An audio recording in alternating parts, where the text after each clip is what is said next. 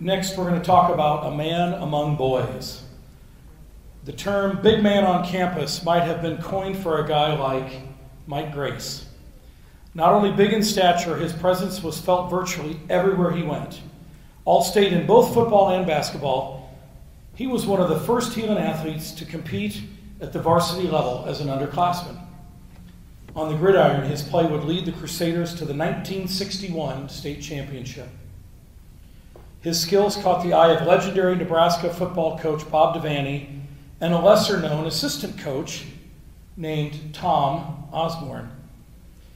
Their interest would result in a scholarship to Nebraska and an opportunity to play for the Big 8 Powerhouse program. As a sophomore, he was in the starting lineup at defensive end and earned National Lineman of the Week honors for his efforts versus Missouri. A knee injury would shorten and eventually end his playing career. He would ultimately join the Nebraska University Foundation as a fundraiser. Sadly, at the young age of 49, Mike passed away from cancer. Clearly, he made his mark at Nebraska, as he did at Bishop Heelan. Today, when the Cornhuskers in Nebraska take the field, all video production that is played throughout the stadium is generated in the Michael Grace Production Studio in honor of the man we recognize here tonight.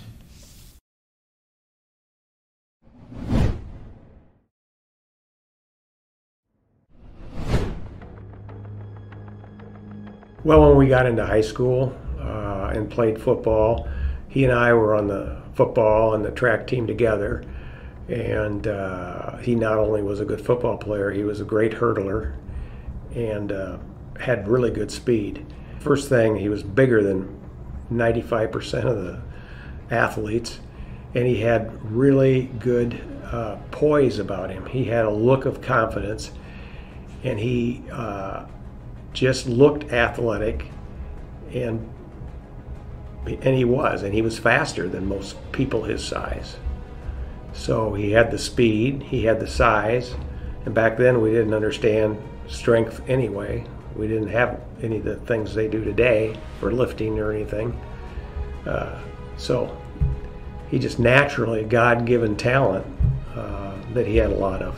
When he wasn't playing football, you know, he'd run his arms into a wall, or just toughness about him. He just had the grit. I don't know if that's the right word. He just wanted it. You know, he had a love for the game, and he because of that love he had for it, he just put out 110% effort.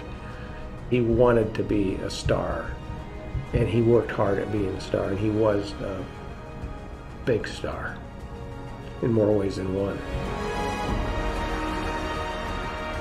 Our senior year, we played Pius X in Lincoln, and he caught the winning touchdown in the end zone, and I just remember that more than anything. And he was always friendly, always a smile on his face. And then he and I together went to Nebraska, and I was on a scholarship for track, and he was on a football scholarship. And so we had dinner at the training table at the University of Nebraska often. And we were in the same fraternity. We were in the same fraternity pledge class. So, you know, I'm real familiar with Mike, and we were good friends. Hi, this is Tom Osborne, and I knew Mike Grace quite well. I was an assistant football coach at the time when Mike played here. Big guy, very aggressive, good speed, really hard to block. He was a rush end and had a great career here, and of course later served in the foundation at the University of Nebraska very successfully, and has some space here in the athletic area named after him. And so anyway, I'm glad you're honoring Mike, and I know he went to Heelan along with such greats as Denny Walker and others. Denny wanted me to throw that in there. So anyway, hope you have a great night, and thanks for honoring Mike. It's an honor and a privilege to present Mike Grace for enshrinement into the Bishop Heelan Athletic Hall of Pride. Ladies and gentlemen, accepting on behalf of his brother is Mark Grace.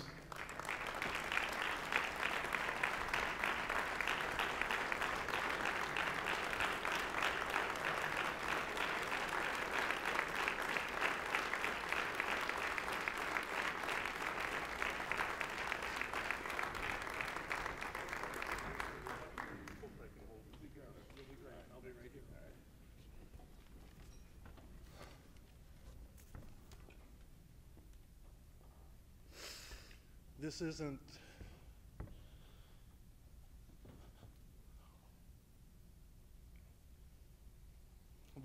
very easy for me to do, but I'm going to do it for my brother. Good evening. My name's Mark Grace.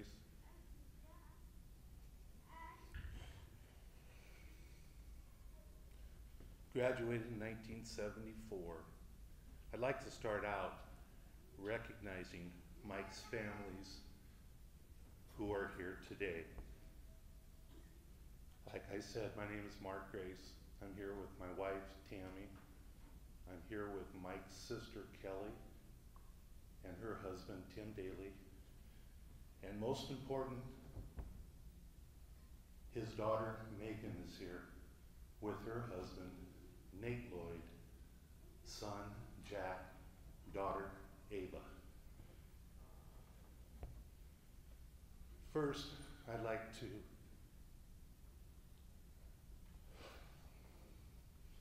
share my deepest gratitude, along with our family, to the Bishop Heelan Athletic Department for this recognition on behalf of my late brother, Mike Grace.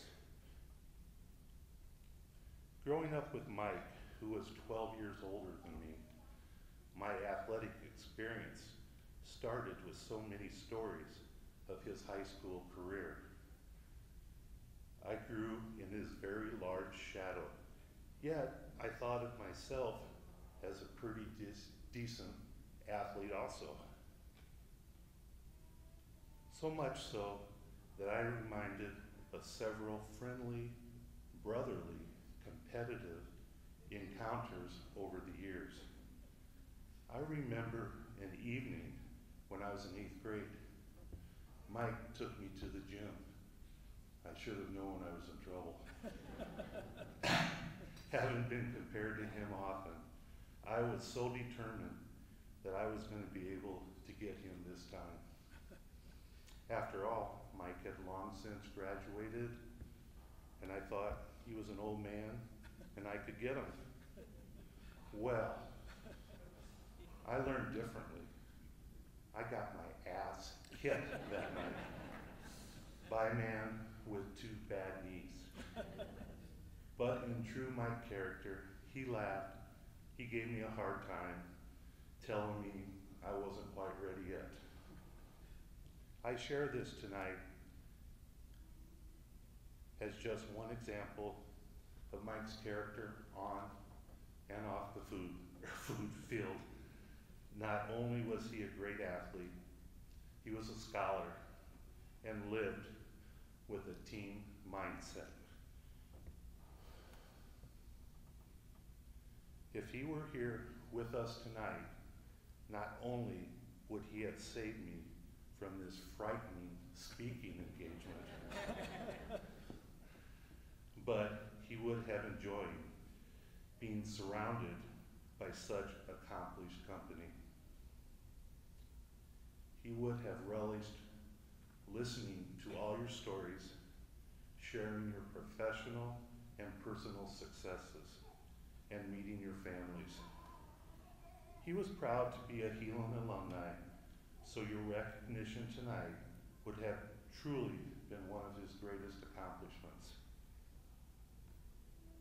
Another example of his mindset comes from an article published in the Sioux City Journal, April of 1963.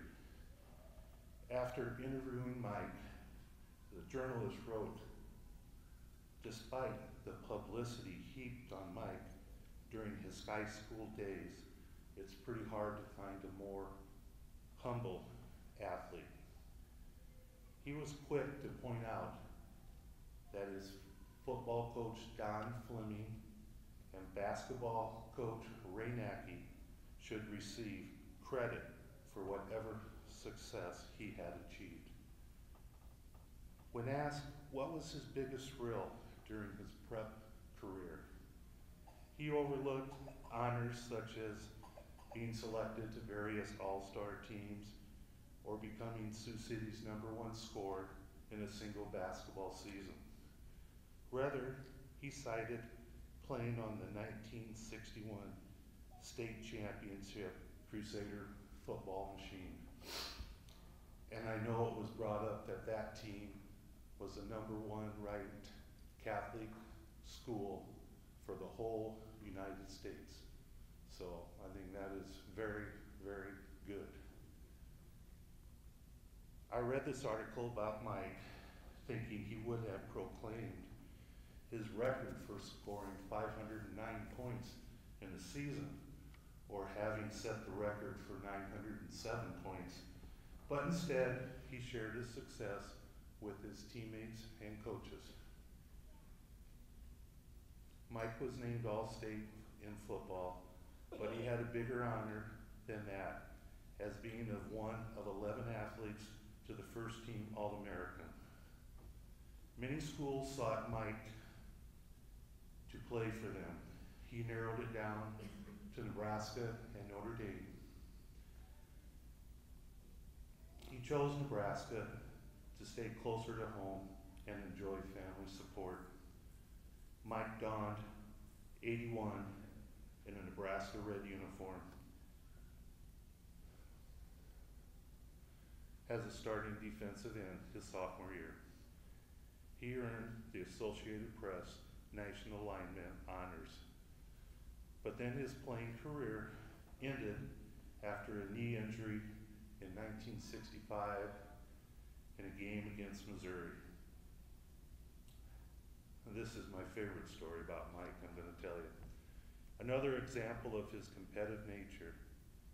I remember him sharing a story about after football practice one day. The football team was walking through the gymnasium where the varsity basketball team practices. Well, some members of the basketball team were heckling them, telling them they weren't good enough to play with them. Mike took the challenge and said, "Give me a pair of size 13s. He went on to beat them pretty badly on the court and then walked out proudly with the borrowed shoes on his feet.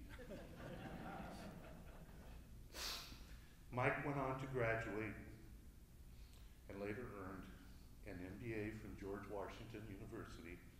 He worked as a stockbroker and an assistant hospital administrator here in Sioux City at St. Luke's. But his career highlight was going back to his alma mater to work alongside athletic director Bob Devaney, doing fundraising for the Nebraska Foundation. Mike believed that success came from being strong-willed.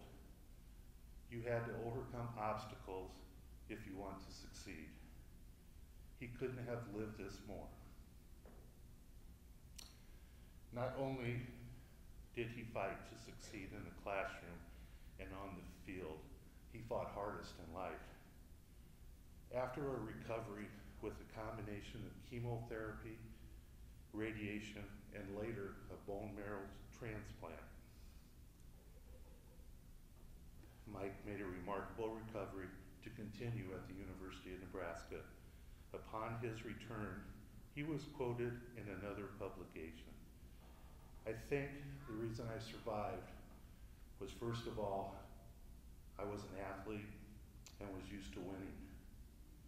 I got that from Devaney, the will to win. I had beaten cancer once before, so I'm going to do it again. When someone says, here's a chance to live, if you don't take it, you're going to die. What should you do? That's what it came down to." If Mike was here tonight sharing, he would tell you his proudest moment in his career was toward the end. He worked endlessly to convince commercial sponsors to do something for the University of Nebraska that no other college team has produced yet. Due to Mike's diligence working for the foundation, Nebraska was the first college football team to have instant replay boards back in 1994. This was entirely paid for by commercial sponsorships which was unheard of at that time. This began what we now know as Husker Vision and provided fans with an experience unlike any other. Through the new screens, they could watch every play again, but walk through the tunnels with the players and get a close-up encounter with Nebraska football.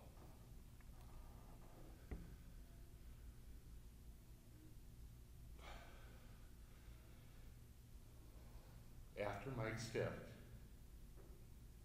at the age of 49,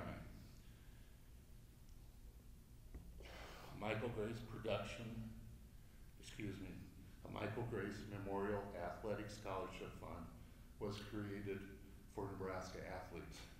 Today, Husker Vision Network is housed in the state-of-the-art Michael Grace production studio located on the concourse level of the West Stadium.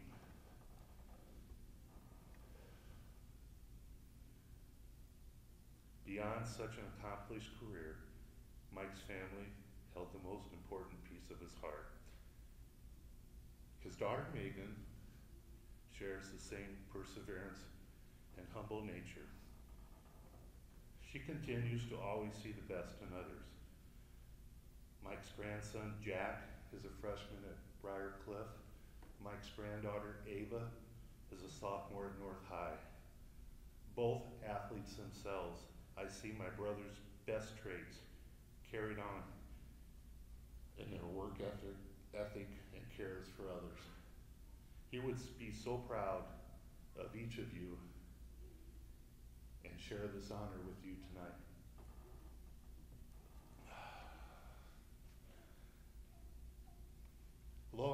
Longtime sports observers have stated that they consider Mike Grace as one of Sioux City's finest athletes.